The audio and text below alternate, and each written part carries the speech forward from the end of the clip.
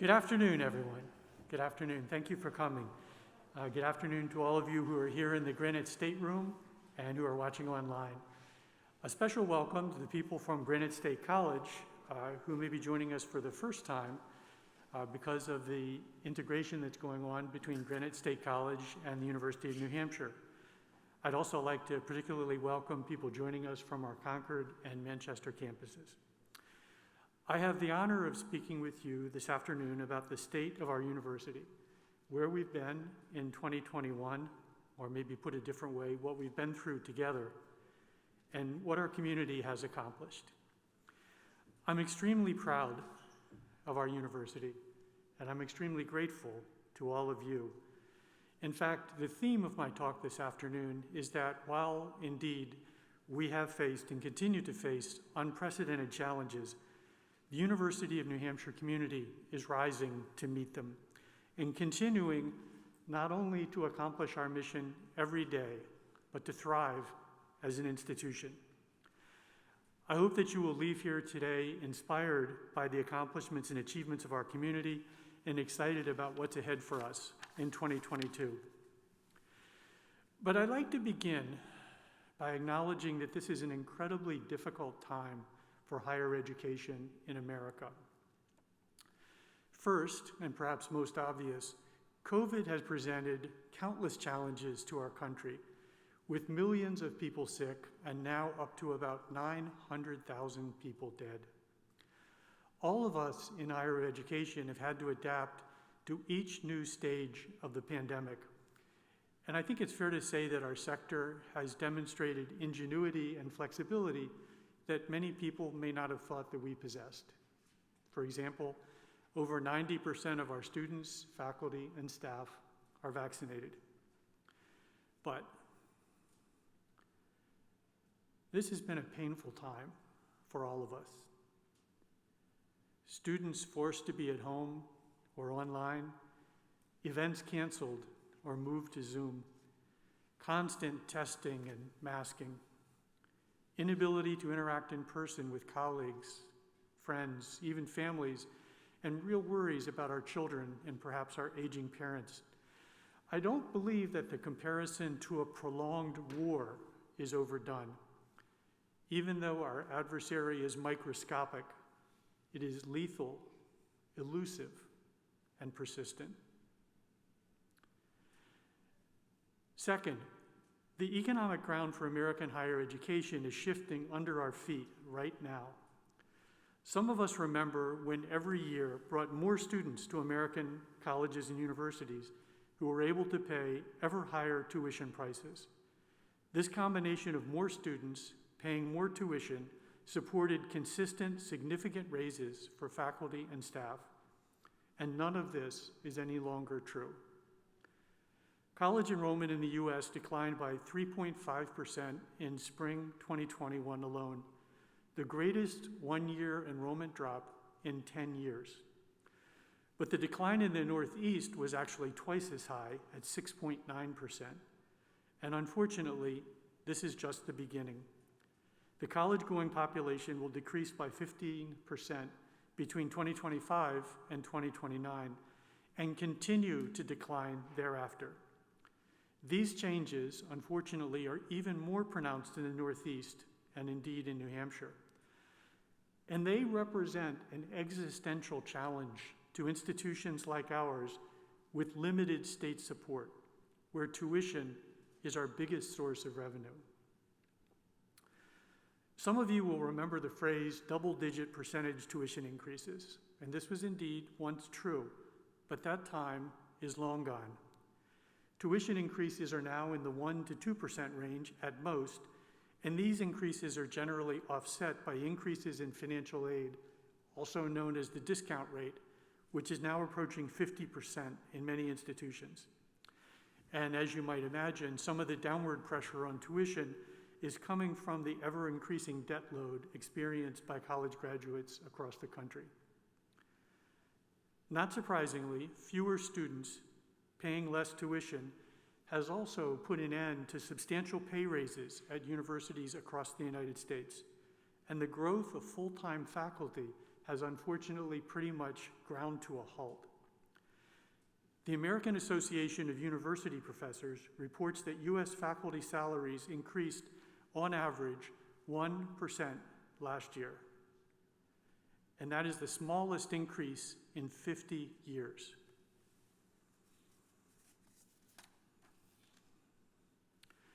Third, the political division in this country and the widespread refusal to entertain different perspectives and different points of view threatens to undermine the work of universities like ours.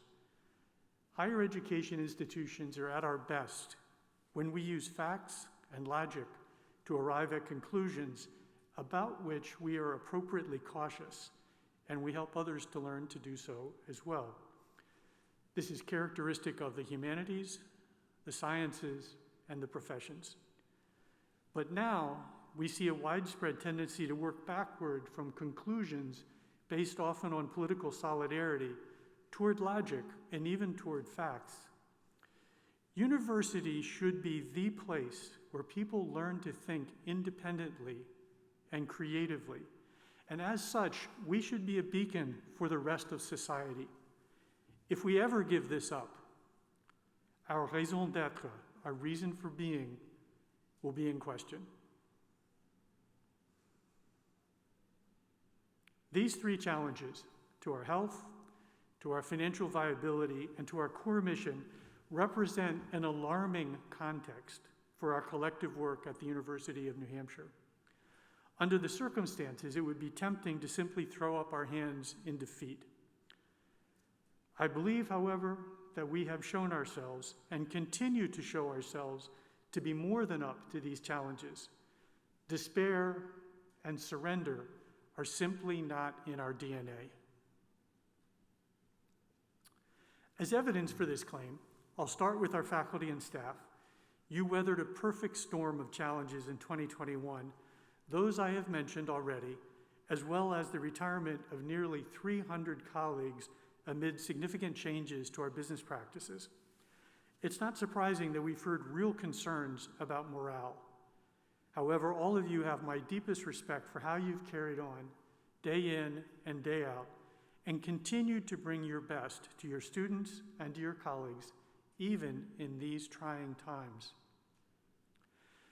This triumph of dedication and professionalism under genuinely tough circumstances is illustrated by this video message from our employees to their colleagues in our campus communities in Concord, Durham, and Manchester. Their pride and gratefulness are truly something special. This is an extraordinary university because of the people who come to work here and because of the students who come to study here. So this video, I'll warn you, quite a bit longer than most of the videos we create, is a chance to hear directly from faculty and staff across the university as they express their gratitude to their colleagues.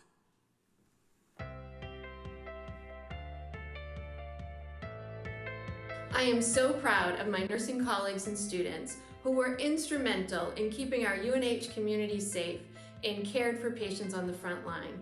Thank you for all you have done. I am so proud of our advising dream team in CHHS. In a very challenging year, you made a huge difference in the lives of our students. Thank you for that. Our dedicated utility crews and energy partners keep our campus powered and comfortable 365 days a year, making every day a great day to be a Wildcat. PAX, I'm especially proud of the level of service we provided despite our limited staffing. Your warmth, humor, and expertise are unparalleled. Thank you. I cannot be more proud of the hall directors, RAs, and assistant hall directors in residential life. They have worked so hard to create welcoming and inclusive and kind and compassionate and caring communities for our students. They are just amazing people doing amazing work on this campus. So thank you to all of them. This is for all the incredibly dedicated health and wellness staff that have given so much to ensure the health and well-being of our community. I am proud of my library colleagues this year for their patience, dedication, and sense of humor. Thank you. Wow, 2021 was a challenge in every single way. And I'm so very proud of the team at Northeast Passage that found a way up, around, over, and through every challenge that was thrown at them to support our participants with disabilities. This team rocks. I take pride in how we tackled the FAR, and to be beyond proud of my amazing colleagues and teammates who always have my back and each other's. I'm very proud of my team here at Transportation Services. We were and still are very short-staffed. My team pulls together 150% every day to ensure the buses get out on all the routes. I'm thankful to have joined the Office of Community, Equity, and Diversity this year. We are a small office with a large impact thanks to our wonderful partners across all UNH campuses. Thank you to the Department of Nursing, staff, and faculty. You guys went above and beyond during 2021, and I thank you from the bottom of my heart. Good work. I want to thank all of my colleagues in the Space Science Center for their efforts during the pandemic, but particularly the machine and electrical assembly shop personnel who were among the first back on campus and worked to keep our hardware projects on schedule. I'd like to thank all of my staff at Campus Services. Thank you for your perseverance and teamwork, watching you work together every day and work to serve all of the members of our UNH community is truly inspiring. I am so proud of the Memorial Union and Student Activities team for their compassion and their dedication to students. I want to personally thank everyone in Printing and Mailing Services for all the extra effort and hard work it took to pull us through 2021. I'm so proud of my library colleagues for making sure that students and faculty had continued access to resources as we pivoted to online and hybrid learning. I am so proud to work with such dedicated, highly trained colleagues who go above and beyond to serve and protect our community on a daily basis. At the Child Study and Development Center, 2021 encouraged us to redefine what community means and how it is cultivated. We developed hands-on and virtual experiences for our adult learners and nature education and exploration for our youngest Wildcats.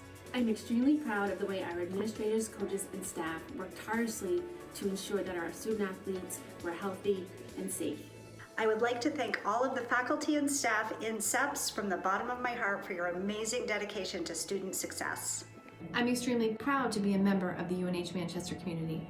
I would like to extend a heartfelt thank you and appreciation to our security and maintenance teams, Student Services Suite, Manchester CAPS, Learning Commons, Student Engagement, Admissions, Manchester Graduate School, for all you do to support each other and our students.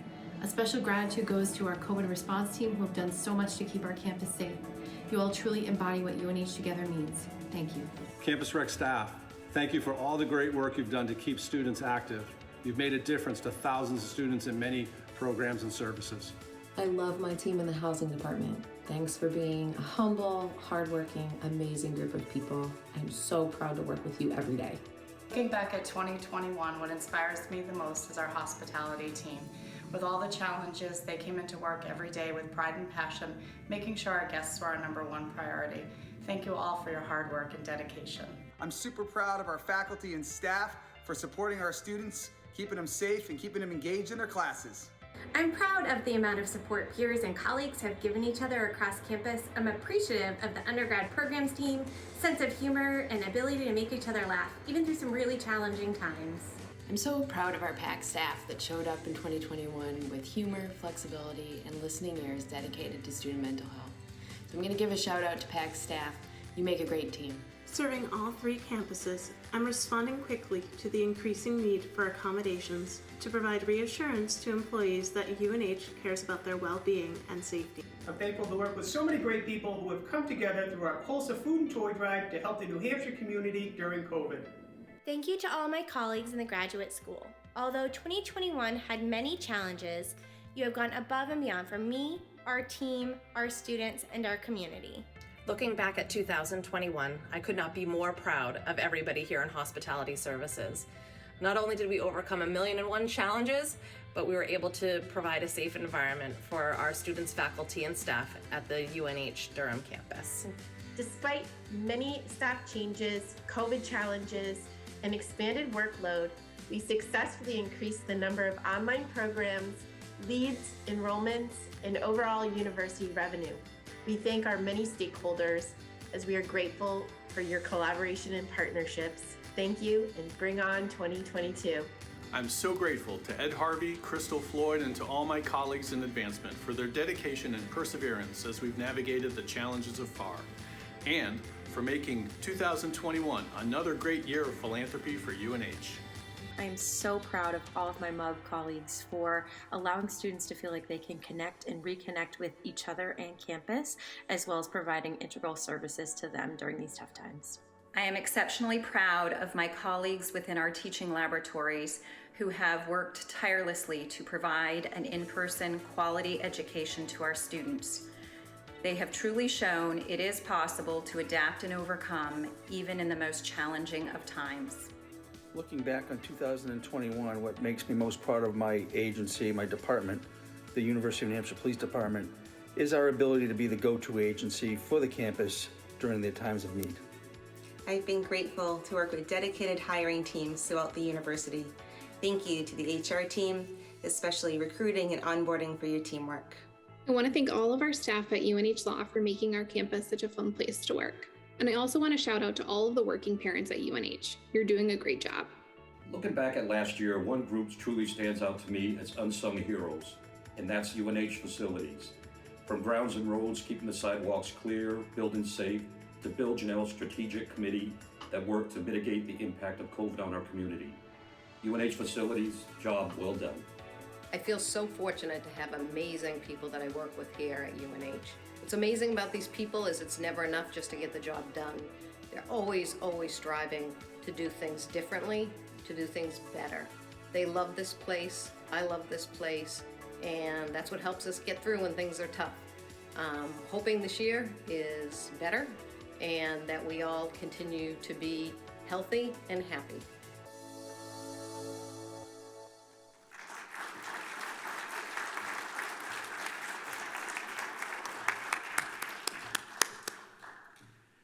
Well, they certainly say it far better than I could have done. So thank you everyone for bringing your very best to UNH. And as you know, we've recently held recognition ceremonies for faculty, and we're planning similar events for staff in the near future. In light of our challenges, UNH's accomplishments in 2021 are remarkable and maybe even historic. As you may remember, we launched a university-wide strategic plan in 2019. Our aspiration was and is for UNH to be among the top 25 public universities in the most important measures of academic performance. Your hard work drove UNH's success in a key metric we used to chart our progress toward that goal. In the area of best value, a measure of the quality of the education an institution offers relative to its cost, UNH rose to 10th among public universities in the United States and first among public universities in New England. And I don't have to tell you how important this is to prospective students and their parents as they consider colleges and universities. We're doing really well on other metrics too, as you can see on the screen. We've made a couple of changes to the metrics. So for example, we've dropped the metric about how many incoming first-year students are in the top 10% of their high school class, and that's because fewer and fewer high schools are actually reporting class rank. We have added a new metric, however, graduation rate performance, which you can read more about on our UNH website. We want everyone to see how well we're doing. We also continue to do very well on student loan repayment, which indicates not only that our students are graduating, but that they're getting good jobs. Also in 2021, UNH renewed its standing among the nation's most sustainable universities with the renewal of our STARS Platinum rating. UNH earned the 5th highest score among more than 600 institutions for their sustainability performance. Really an extraordinary performance from everyone on campus, and especially our leaders in that space. Our research productivity per faculty member also now puts us in the top 50 public universities and continues to get better every year. There's also been great news in individual schools and colleges. For example, the UNH Franklin Pierce School of Law was ranked 4th among the nation's best intellectual property programs, according to US News and World Report. And our Master's in Education program was tied for the number one ranking in New England. Our progress is guided by 4 strategic priorities, which are the focus of our work across the university. They are build financial strength, expand academic and research excellence, embrace New Hampshire, and enhanced student success and well-being. I'll begin with financial strength. Some of the challenges that I mentioned earlier reflect steps we've undertaken to establish a strong, sustainable financial footing for UNH, despite the gale-force winds that are buffeting U.S. higher ed right now. UNH leadership has heard loud and clear the feedback about the inconvenience and the frustration associated with some of the business process changes we've made. These include FAR, the Financial and Administrative Restructuring, SERP, the COVID-enhanced retirement program, USHOP, our new purchasing system, STAR, the support team for the administration of research, and especially the move away from BSCs, or business service centers, as our primary way of accomplishing financial and employee transactions. To put these changes in context, if we exclude grants and gifts, our net revenue has dropped by $25 million since fiscal year 2019 and has continued to slip, due almost entirely to the demographic shifts in our state and region. And at the same time, the cost of purchased goods and services has increased. The changes that I just mentioned have saved us roughly $43 million in fiscal year 22 and put us in a far more sustainable financial situation. Had we not initiated these programs when we did, we would be in desperate straits, forced to cut academic programs and to make other very, very difficult decisions, which I would be announcing to you today, right now. While the changes we made were indeed painful, I hope that you can understand that they were necessary and much less painful than the alternative. Thankfully, because of generous donors, we were able to actually increase scholarships and other opportunities for students in 2021. In fact, for the fiscal year that began in July, we've already raised more than $50 million in private support, which is an all-time record for UNH. Thank you to the generous donors who recognize the importance of supporting our mission during these incredibly challenging times. Much of the support will add to our endowment, which means that it will generate student support indefinitely, and some of it is in commitment to future gifts, including bequests. So I'd like to congratulate and thank our advancement colleagues for their success this past year. There are 2 striking examples of how we've made UNH more affordable. First, we're doing our best to keep in-state tuition flat. Next year will be the 4th year in a row that in-state tuition has not increased. Second is the Granite Guarantee, which provides free in-state tuition to Pell Grant eligible students. Since that program's inception in 2017, more than 2,000 New Hampshire students have attended UNH tuition-free through this program. I think that everyone in New Hampshire should know about and be immensely proud of this accomplishment, which means that many more families will enjoy the benefits of a college education.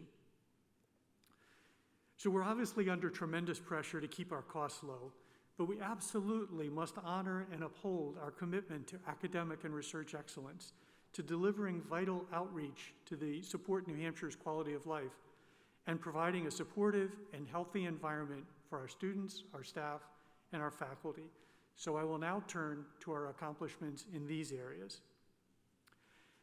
Expanding academic and research excellence is one of our most visible priorities because our pursuit of research excellence earns us attention in regional, national, and international media outlets. As you may know, UNH is classified as a Carnegie R1 for Research One University, the highest designation for research universities in the country. R1 is an important qualification for recruiting high-quality faculty and graduate students, as well as in securing competitive research grants. Of some 2,800 institutions that award 4-year degrees in the US, only 137, less than 5%, qualify for R1 status. Other R1 institutions include Cornell, Princeton, Yale, MIT, which is pretty good company to be in.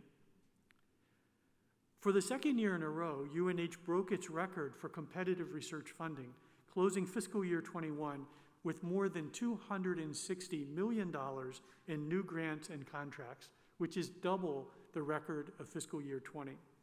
And that is a great reflection of the talent and hard work of everyone at UNH, certainly our faculty researchers, but also our support staff who maintain our labs and keep track of all of those applications.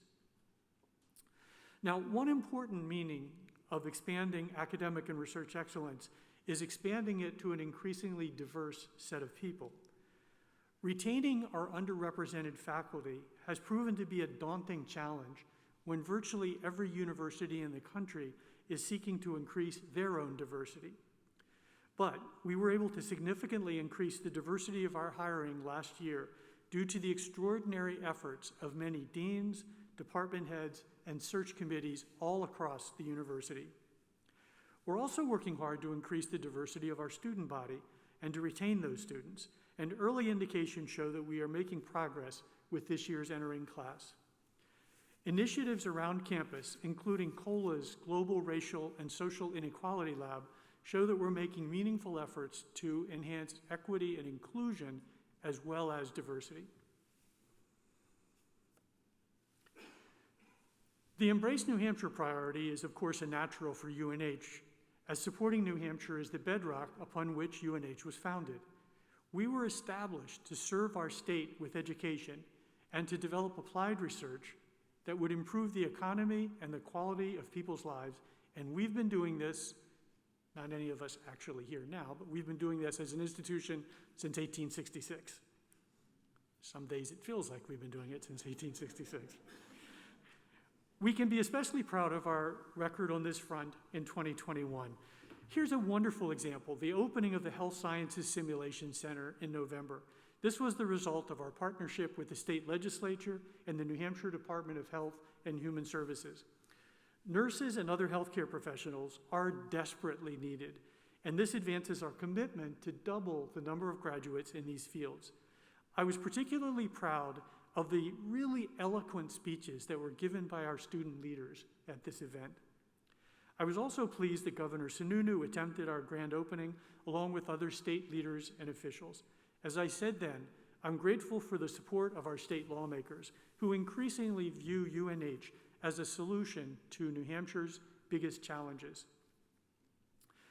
With the new $3.5 million grant from the U.S. Department of Education, UNH Manchester researchers will develop a program to support New Hampshire middle and high school students, especially English learners in STEM learning, science, technology, engineering, and math. We envision this program extending to schools all across the state, and during the 2021 school year, the Manchester STEM Teaching Fellows developed outreach activities for second graders at Manchester's Boys and Girls Club, something really to be proud of. I want to mention a third and particularly crucial contribution that our community has made to New Hampshire. By the end of 2021, our state-of-the-art COVID testing labs had processed more than 1 million tests. Thanks to our testing and public health efforts, including the really hard work in health and wellness, our COVID positivity rate has remained low throughout the pandemic. And today, we're conducting COVID tests for roughly 125 non-UNH entities, including schools, long-term care facilities, and homeless shelters. What that means is that there are literally people across New Hampshire, parents, grandparents, brothers and sisters, who are alive and well today, but who may have died without the testing that UNH provided. And I can think of no greater contribution to the state's welfare than this.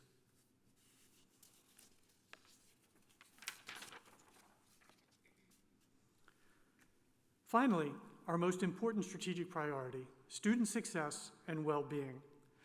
I'm delighted to announce today an initiative that will help us to recruit even more of New Hampshire's most competitive students. This past fall, the trustees approved our plan to renovate Huddleston Hall to house an honors college. Students in the college will experience broader and deeper in-class and extracurricular education in a dedicated learning community, and work with faculty members from all colleges, all departments, and all majors. And we plan to begin construction this May, with completion expected in November of 2023. Our community has also been working together to improve our policies, and particularly our communication involving sexual harassment and violence. I urge everyone, including all students, faculty, and staff, to review the 22 specific commitments that UNH has made to improve and enhance our work in prevention, reporting, education, and safety. My sincere thanks to everyone who contributed to this effort. We're holding a town hall to discuss these initiatives on Wednesday, February 16th, so look for more information about that very soon. Finally, quoting Mahatma Gandhi, "The true measure of any society can be found in how it treats its most vulnerable members." Since 2019, the UNH Student Basic Needs Committee, with members from all across the university, has been working to ensure that our students' most basic needs are met. This group oversees the Swipe It Forward program, which provides donated meals in dining halls, the In-Between program, which provides emergency housing assistance, and the Student Emergency Assistance Funds, which provides grants that in many cases, and this is real, in many cases these grants make the difference between a student dropping out of the university and a student continuing on to graduation. Nearly 500 members of our community have contributed to this fund, and I really want to thank the Faculty Senate for their partnership in setting this up. Their latest project is a food pantry to be named Cat's Cupboard that will provide nourishment to those who have no other way to obtain it. We can all be proud of what our community has done, and especially grateful to the members of the Student Basic Needs Committee. So I began this talk with a summary of the very difficult conditions facing American higher education in general and the University of New Hampshire in particular, now and for the foreseeable future. But I also expressed my confidence that our university community would rise to surmount these challenges. And in the last few minutes, I've provided many, many examples of how we're doing just that. We are successfully battling COVID. We are generating increased financial support from both the federal research funding agencies as well as from our alumni and our friends. We are serving our state with distinction in countless ways, including the incredible work of UNH Extension, from Rye to Berlin and everywhere in between. We continue to do important work in diversity, equity, and inclusion, and we are taking care of students in the classroom and well beyond the classroom. Remember that fulfilling our original mission of making it possible for young people to get a college education is paying incredible dividends every day. People who earn bachelor's degrees are significantly more financially secure than those who don't. They're much more likely to be employed and much less likely to live in poverty. They live longer lives, need less government assistance, divorce less frequently, and are less prone to depression. They vote and volunteer more often. Over 133,000 UNH alumni are enjoying these advantages because of the work of this institution, of your work, as well as, of course, their own hard work. Our alumni are teachers and professors, doctors and nurses, engineers and architects, lawyers and business people. Many of them are actually UNH employees, and some of them are even astronauts. While it's easy to lose sight of this big picture in the everyday scrum of university life, we have an awful lot to be proud of. But our most powerful stories are those who show how one person or a few people embodying all that is good about UNH can make a difference. So I won't identify any of these people by name, but they are among the many examples of why I'm so optimistic about the future of our great institution. So in conclusion, what is UNH? UNH is faculty doing everything possible to help students, even when they've tested positive, to master their course material, be it music, management, or microbiology. UNH has people from all over campus volunteering for hours to assist with arrival testing for students so that we can safely begin our spring semester. UNH has students devoting considerable time to learning how to facilitate difficult conversations so that our tradition of respectful dialogue can continue to flourish. UNH has people going to great lengths to provide comfort and support to those left behind when we've lost one of our own. And UNH's staff members outside at 3 a.m. in a snowstorm, working to make our campuses safe for all of us. These examples, and many others that I could mention, are the hallmarks of a great institution, which will find a way through the difficulties of today and tomorrow and continue to ensure a bright future for the University of and the people of New Hampshire. Thank you.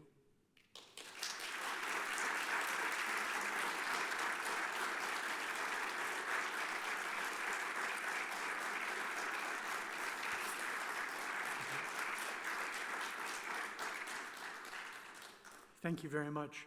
Before we go to the Q&A, I'd like to close with a video that shares the story of a remarkable student, Abrida Kuthumi, class of 2021. Abrida Kuthumi is the first UNH student who has received the Marshall Scholarship. The Marshall Scholarship is the UK government's way of repaying the United States for the funding and the benefits they got via the Marshall Plan after World War II. When I moved from Nepal to the United States, I came here in New Hampshire, so I chose a UNH because it was sort of close to home, and that's sort of the person that I was before coming to UNH. Like, I wanted to stay in my own bubble. Because of the Marshall Scholarship, I'll be studying 2 years in the UK. I'm hoping to study first year at the University of Sussex, studying international development and education, and then a second year at the School of Oriental and African Studies, specifically South Asian Area Studies. Abrida has this unique combination of skills that gives her the potential to compete for these types of awards and has what we call ambassadorial potential. For me, in terms of professionally, international development and education in the UK would give me sort of a unique perspective. And for me, I think it's a responsibility that I need to take action and do more for the world in the future.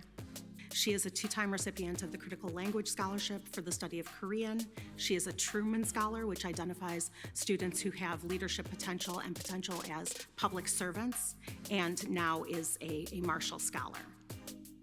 It was a call from one of the panelists, and the first, sentence that he said was like, "Oh, congratulations, you're going to the UK." And then I found out that I won the Marshall Scholar, and after that, I just became a broken record because I kept saying thank you, to the panelists, because I am really grateful for this opportunity. I felt very intimidated at first when I was, sort of applying to these prestigious fellowships. But I think when you have a strong support on campus, you feel confident enough to apply. I mean, there's no guarantee that you're going to get it, but I think when you have such a strong support, then you feel comfortable enough to put yourself out there. I really hope that Abrida's success as UNH's first Marshall Scholar encourages other UNH students and really helps them see that UNH students can be competitive in these types of competitions. All these fellowships and scholarships that I've received made me definitely a more confident person, and now I want to go and explore the world and learn from other people as much as possible.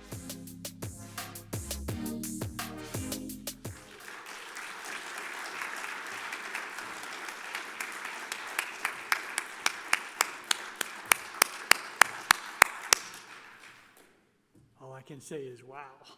She is something. So thank you, everyone, and I'm now happy to field some questions assisted by Gina Damiano, PAT Council Chair, and Kevin Healy, Faculty Senate Chair, and they are connected to our Zoom feed, and they're going to get questions from there. Just a few logistical notes. If you're in the audience here and approach the microphone in the audience, please stand on the X and try not to touch the microphone. It will pick you up. And please leave your mask on. And also, for those of you who are online, make sure you enter your question in the Q&A chat the Q&A function, not the chat function. We will not see it if it's in the chat. We only see it if it's in the Q&A. And with that, I believe Gina will take the first questions. Yes, so first question, there are a few questions actually around this same theme. So higher education has not been immune to the Great Resignation. Given the financial challenges we face, what's being done to retain our staff and faculty so that they don't leave for higher paying jobs or other opportunities? Right, so it's a great question. The Great Resignation is happening all across the country in every sector, certainly including higher education. We're doing everything we can. We do an awful lot of benchmarking. In fact, it's probably done better here than any place I've ever been to understand what salaries should be for staff, for faculty, for administrators. Unfortunately, it's been hard to keep up because there's been a ratcheting up of salaries in order to retain people and to hire people over the last few months. So we are working very hard to try and make sure that our salaries are competitive. And we're also looking at the non-salary elements that we do in terms of benefits. And we are currently considering a wide range of things that we can do for faculty and staff to try and make this a better community, a better place to work, and so on. I will say, COVID has made it really tough. The first 5 things you think of that you might do, you can't do because of COVID, or you have to do it in a new and innovative way. And so we literally had a meeting this morning of our COVID senior management team in which we were discussing what some of those things may be. So I really appreciate the question. It's an important question now. And we're working, I would say, both on the salary side, the benefits side, but also on the softer side of things that we can try and do to make this a better place to work. So thank you. Thank you. Question from a faculty perspective. Can you provide an update on the search for the Chief Marketing Officer? And can you comment on the benefits to faculty of that hire as you see it? Right, so the question was, can I update people on the hiring of the Chief Marketing Officer and what might be the benefits to the faculty of that hire? So yes, we are down to very nearly the end on the search for the Chief Marketing Officer. We have 3 finalist candidates who were interviewed last week by the search committee and by a number of other people, including me. I have a call in an hour and 15 minutes with a search consultant, our search firm, to talk through some of the issues associated with the 3 finalists. I would say that in general, the response to the 3 finalists was quite positive.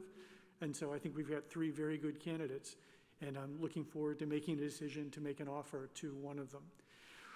I would say that the benefit to the faculty is the same as the benefit to the university as a whole. From the comments that I made before, you know that we're really facing important financial challenges, and we've done an awful lot of cutting. You've heard the litany of acronyms of how we've cut. You've also, and I've been quoted as saying this, you can't cut your way to greatness. At some point, you really need to focus on building revenue. So one bright spot for us in building revenue, I would say with the leadership of Dean Carey Moorhead and Provost Jones and many other people, has been in the graduate programs. So we have built new revenue in graduate programs, which has begun to offset some of the losses we've had in some of our traditional programs. We need to do more of that, and we need to think more broadly about that. So if a faculty member has an idea for a program using his or her expertise and knowledge, the Chief Marketing Officer will have the skills to be able to say, how could we do this in a way that's more likely to be able to be sure that we find the right market, we communicate to the market effectively. And I would say that we've all have an investment in trying to make sure that we grow revenue for the university going forward. I'll make a prediction here that the majority of American universities are going to have chief marketing officers within the next 5 or 10 years. We're in on the front side, and I think that's going to be very helpful to us. Thank you. The next question is about what we are doing to advocate for our budget at the state level. Or to increases, I guess, in our budget. Right. So I'm going to confess ahead of time that this is a smart aleck answer, and the answer is nothing. But that's because this isn't a budget year. So they do the budget every other year. We are, however, preparing for the next budget submission, which will take place over the next year. And the good news about that actually is that our Board of Trustees, and for those of you who don't pay attention to this stuff every day, our Board of Trustees is a system level board, so they represent not only UNH but also Granite State, Plymouth State, and Keene State, has committed to trying to advocate for higher levels of support for the USNH system institutions over the next couple of years. Having said that, a lot of the things that we've done within the spirit of Embrace New Hampshire are trying to convince the state and show the state that we don't just show up when we want money from them, but we're showing up every day. I mean, you think about all that testing that we've done, for example, we're not making any money on that. We're doing that to try and help the state. The same thing with trying to grow nurses, to try and figure out a way to address the state's nursing crisis. So we have been very broadly working across the state, and there's several people, Micah Stark is here, Ken LaValle has certainly worked on that, trying to show the state that we're in this for the long term, and we really do believe in Embrace New Hampshire. And we hope that that will be a broader, a more comprehensive, and more convincing way to earn the support of the state rather than simply asking for additional funding. I have a question from a faculty person in the Zoom. This person asks, I noticed that we were 114th in the administrator to instructional expenditure ratio. We also hear that we're lean in the area of administrative costs. Those don't seem to go together. Any explanation? Yeah, that's a really good question. It's one that we've been asking ourselves as well, and we've continued to look into that question. We do believe that we're lean, and as I mentioned a few minutes ago, I think I mentioned the number 300 of people who have left with the COVID enhanced retirement program. I'm not going to get the numbers exactly right, but it's about 225 staff members and about 60 faculty members. So we are leaner than we used to be, and we certainly haven't replaced all those people. There seems to be something about the formula that used that makes it very difficult for us to be more competitive in that space. We continue to look at it. It certainly doesn't look to us when we do comparisons any way that we can do it that we're anything other than lean, given the amount of funding that we have. But that's something we certainly continue to work on. We did actually improve our performance in that, so there is some upside to it, but we're looking harder to see what else we can do. The next question is actually about the Honors College gift and whether that provides any funding to support faculty time and curriculum development for the Honors College, and if not, how will such development be supported? I'm sorry, could you read it again just to make sure I get it? Sure. Does the Honors College gift provide any funding to support faculty time for curriculum development? And if not, how would that be supported? So I didn't actually talk about the gift, but you're right. I think we've said in other settings that there's been an anonymous gift to support the construction at Huddleston Hall. And I don't believe that that gift includes support for faculty, so that means that we would have to provide support from the university for faculty investments in the Honors College. It's a good point. Next question. Could you comment on how UNH's relationship with the New Hampshire Legislature is going? What work do we need to do to help more New Hampshire legislators understand the centrality of a well-supported state flagship to the well-being of New Hampshire?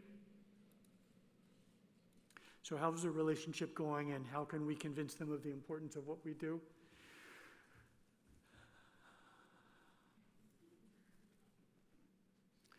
We've really tried hard to be present for the legislature, and in a way this is related to the last 2 questions or 3 questions ago, of trying to show the legislature that there's a number of things we do that are important to supporting New Hampshire.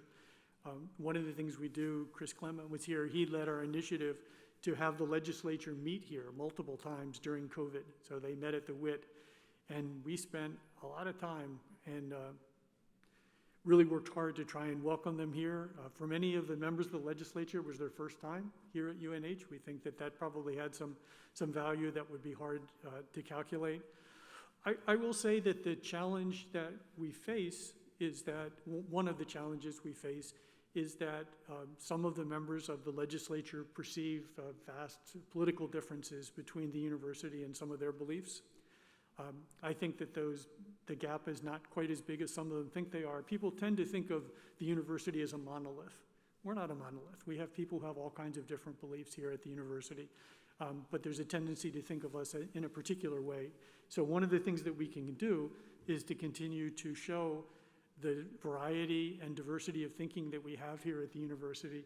And also, I mean, the thing we can agree on, and you may remember sort of some of the things I was saying at the end of my talk, you know, the core function of any university as opposed to a research institute is to educate students.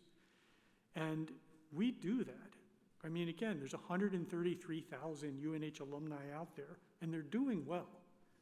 If you haven't had a chance to do this, take a look at some of the videos that we have online of some of our successful alums, many of who came from fairly modest circumstances and have gone on to be Air Force generals and corporate CEOs and founders of consulting firms and all kinds of other great things. I think that's where the overlap in interest is between, for example, the state legislature and the university.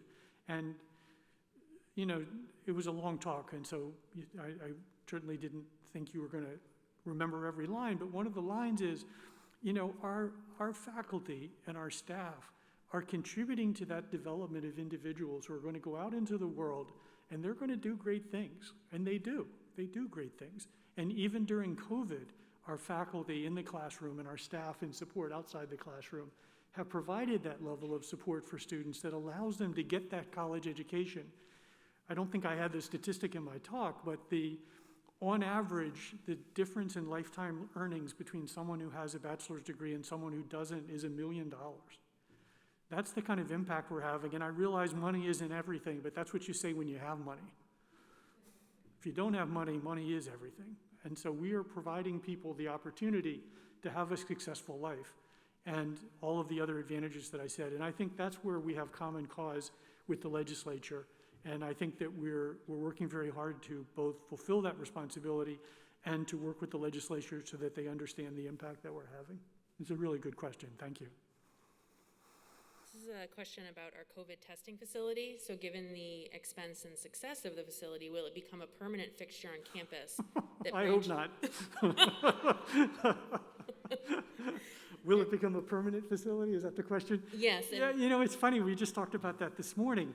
And Marion McCord, who has been the leader of the area in which our testing takes place, has pointed out really correctly, and she's been visionary from the beginning of this, and she pointed out, you don't really want to turn the lab off because you're not sure when you're going to need it again, even though cases are dropping dramatically. And so we're going to try and maintain it at some level of viability as long as we can. We were able to invest in, for example, the genomic sequencing technology, which is going to be helpful sort of no matter where this thing goes. There's going to be other viruses, there's going to be other diseases and other research projects. And so while we probably won't have the lab open in the sense that the questioner means it, there are going to be benefits that are going to be derived from what we've been able to do for a long, long time. And I will say, I didn't put all of this into the speech, but you know, we were able to do this testing and keep the level of COVID down. You know, and we don't have a medical school. You know, there's a lot of universities that started from way ahead of us that weren't able to do what we did. And so really, my hat is just off. There's too many people to name, but everybody who made that happen, it's really, as much as anything else that I've seen during my 3.5 years here, just a testament to the ingenuity and just grit and determination of this community. And we have an awful lot to be proud of. Thank you.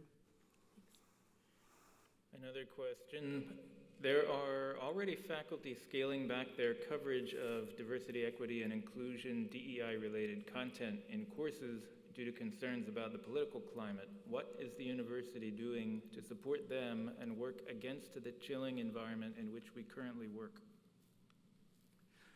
Right. So for those of you who don't follow all of this, the backdrop to that question is the inclusion of language in House Bill 2, which discouraged what were called at one point divisive concepts.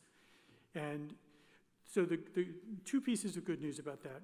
One is that when that bill was actually, it was defeated first. It couldn't get through on its own right, and then it was included in the budget bill. But it was included in the budget bill, I believe it was the state's attorney general who said that if you don't have a carve-out for academic freedom at higher ed institutions, it's going to be found to be unconstitutional. So there is, in fact, a carve-out for academic freedom at higher ed institutions in that bill about the teaching of what some people consider to be divisive concepts. So that's the good news. Second, we don't have to talk about this theoretically because we just had it happen, all right? So we had a professor just recently who provided his students an assignment that had to do with racism, and that raised the hackles of a number of people in the legislature and beyond in Concord. And the provost and I and others talked to people in Concord about what it was and what it wasn't. We sent messages of support to the faculty member. The faculty member had his 15 minutes of being the darling of very conservative websites in the country that go after faculty who teach about things like racism. And that was it. So we provided the support that we needed to. The faculty member is still there. The faculty member suffered no consequences other than, again, being criticized. But I want to be clear about this. You know, the First Amendment doesn't mean you're not going to be criticized. Academic freedom doesn't mean you're not going to be criticized. It means you have a right to say what you're going to say, and people can say things back to you, and that's fine. I make no apologies for that whatsoever. But I think we provided the support. Dean Dillon is here, the provost is here. Other people reached out to the faculty member and said, we support you in doing what you're doing. And that's what we're doing, and that's what we'll continue to do. Thank you. I think we have time for 2 more questions, I think. So I will ask this one. Will UNH consider changing its standard for fully vaccinated to individuals that have been vaccinated and boosted? And if so, will UNH change its testing frequency to meet that new definition? So the technical answer to the question is yes, we are considering that. We meet, there's a group, actually there's a whole bunch of groups, but the group that I'm part of meets generally twice a week. We review every single time we meet whether we should change our testing frequency and standards, what we should do about vaccination and so on. Currently, our decision is not to change those things. And, you know, being a little more candid about it, I don't know if how many of you are like I am and like the provost is, of the first thing you do every morning looking at the national COVID statistics, trying to understand what you need to do. So the national rates of COVID are dropping dramatically. They've dropped by well over 50% at this point, and they apparently continue to decrease. What we don't know is whether there's going to be another variant. If there's another variant, we'll have another U-turn, just like we did with Omicron, case counts will start to go back up. And we just simply don't know. I mean, one of the things we've learned in 2 years of COVID is we don't know. So we try to be prepared for what's going to happen. At this point, the combination of trying to be careful about the boosters, which you've said, we've certainly encouraged people to be boosted, and we've even provided boosters. So we're definitely pro on that. But at this point, we've decided not yet to change our policies, or we're waiting to see what happens over the next month or so. And last question. Can you comment on the progress we're making on the UNH Granite State College merger? The July 23 timeline seems very aggressive given the lineup of tasks ahead of us. Does UNH have a contingency plan, or will we need a contingency plan if we're not able to meet the benchmarks? I believe we will meet the benchmarks. We have, it's a good question. Integration of any 2 entities is complicated, and it almost always takes longer and costs more than people say it's going to, regardless of what the scale is of it. But we have people from both institutions working really hard to get this done under the leadership of Provost Jones, under the leadership of Dean DeSalle at Manchester, and we have a lot of confidence in them. We've worked closely with the Faculty Senate on this. We have faculty representatives and staff representatives on the committees working through the issues, and I believe we're going to be successful. Thank you. So thank you to Kevin and Gina for moderating the questions. Thanks to all of you for coming today. Thank you.